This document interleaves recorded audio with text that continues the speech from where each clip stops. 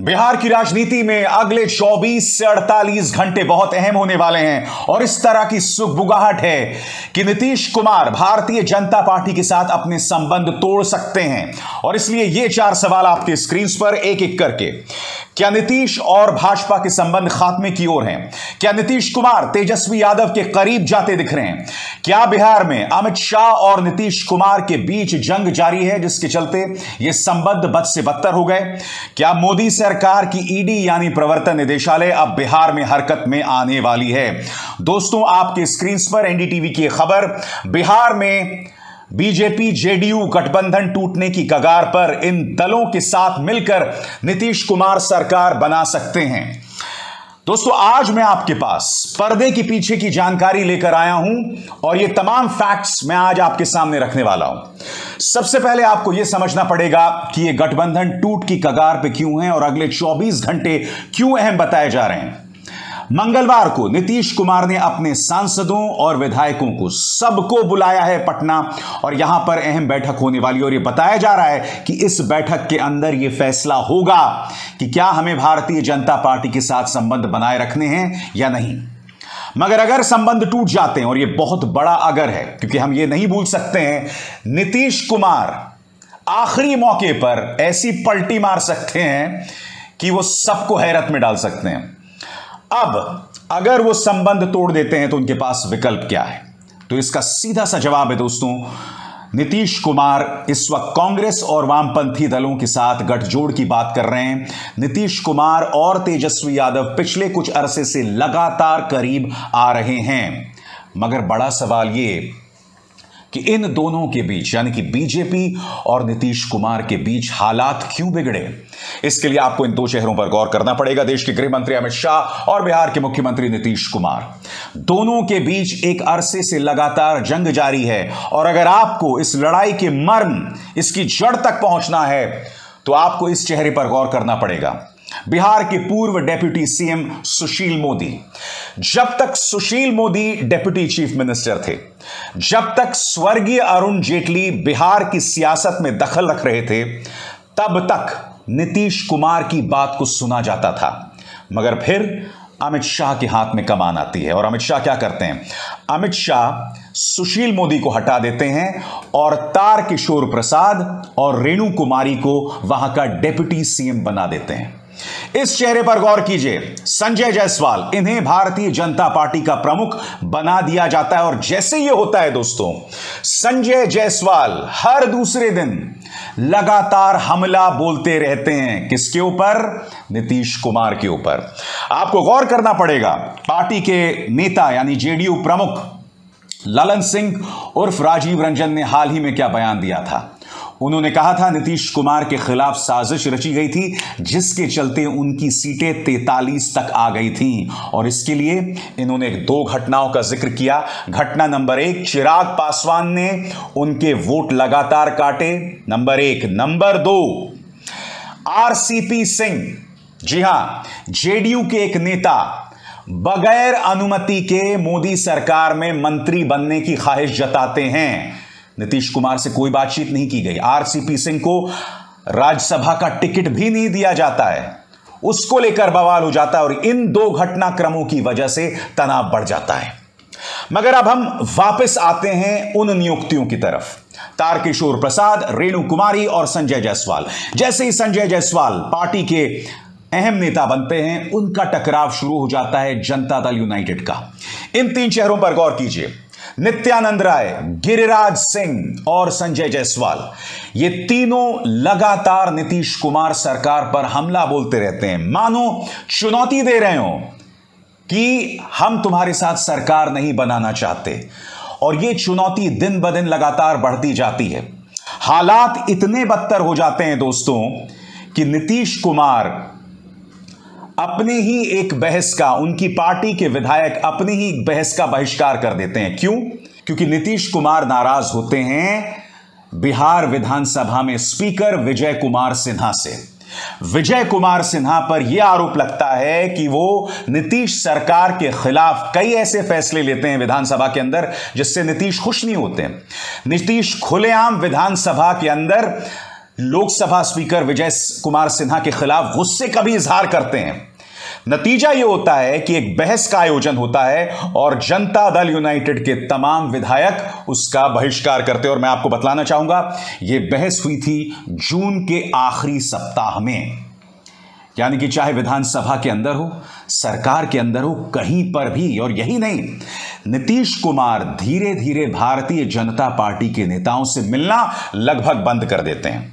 बात वहां नहीं रुकती दोस्तों, मैं आपको बतलाना चाहूंगा कि नीतीश कुमार जो हैं केंद्र सरकार के किसी भी समारोह में शामिल नहीं होते हैं, और इसका मैं आपको एक एक करके मिसाल देना चाहता हूं। मसलन जब लॉ मिनिस्ट्री तमाम मुख्यमंत्रियों की बैठक बुलाती है तो उसमें वो नहीं जाते।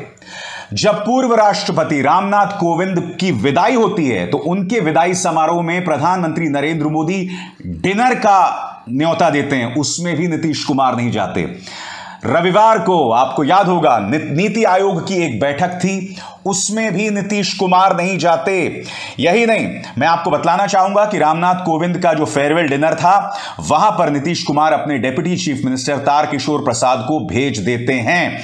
और देश के गृह मंत्री अमित शाह कार्यक्रम बनाते हैं कि हर घर तिरंगा को लेकर जो बारीकियां हैं उस पर चर्चा करने के लिए नीतीश कुमार को दिल्ली बुलाया जाता है, मगर नीतीश कुमार यहां पर भी नहीं जाते। और सबसे बड़ी बात, जब देश की नई राष्ट्रपति द्रौपदी मुर्मू कमान संभालते हैं, नीतीश कुमार तब भी दिल्ली नहीं जाते हैं।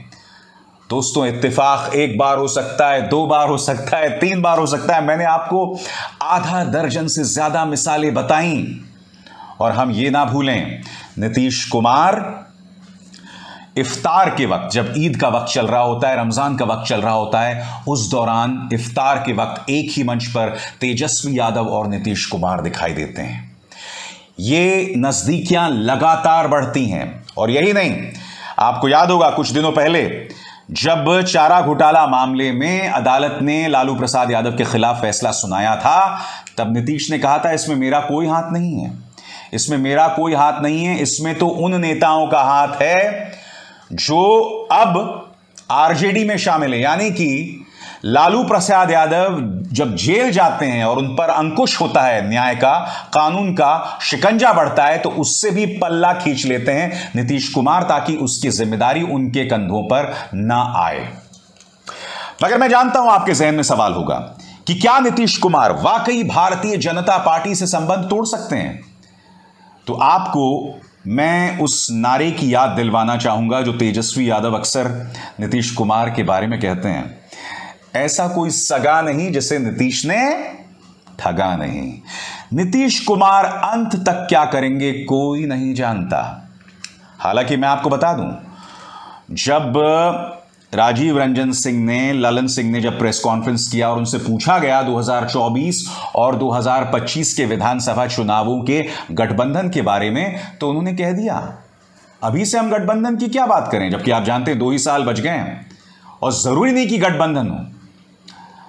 उन्होंने यह भी कहा था आखिर जरूरत क्या है आरसीपी सिंह को, ऐसी क्या भूख है कि आरसीपी सिंह मोदी सरकार में मंत्री बनना चाहते हैं। इस तरह के बयानात जेडीयू प्रमुख लगातार दे रहे थे, मानो चुनौती दे रहे हो भारतीय जनता पार्टी को। दोस्तों, ये तमाम फैक्ट्स हैं जिसे हम सिरे से खारिज नहीं कर सकते।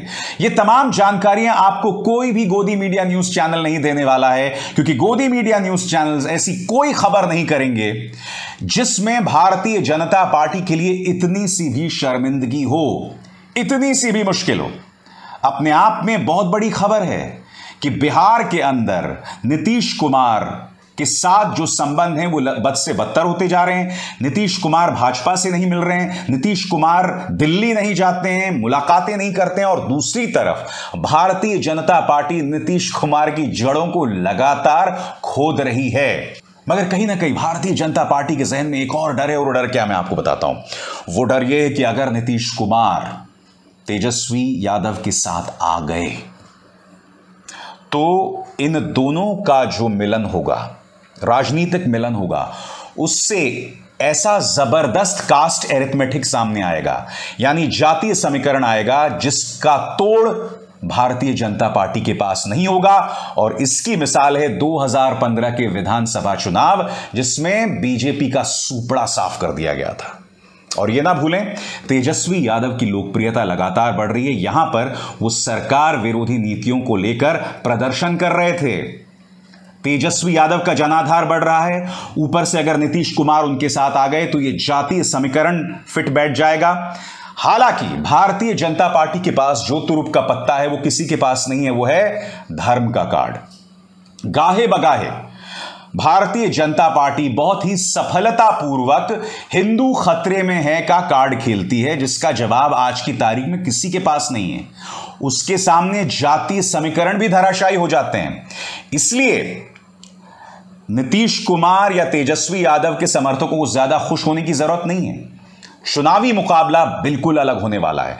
बिहार में जब लोकसभा के चुनाव होंगे और बिहार में जब विधानसभा के चुनाव होंगे, उसका माहौल अलग होगा, उसके समीकरण होंगे। विधानसभा और लोकसभा चुनाव दोनों के समीकरण अलग होते हैं, मगर यकीनन दोस्तों ये पूरी राजनीति बहुत दिलचस्प हो चली है। और जैसा मैं आपको बार बार कह रहा हूं, अगले 24 से 48 घंटे बहुत अहम होने वाले हैं। और मेरा आपसे वादा है, इससे जुड़ी तमाम अहम जानकारियां इस मंच पर मैं आप तक पहुंचाता रहूंगा। अभिसार शर्मा को दीजिए इजाजत।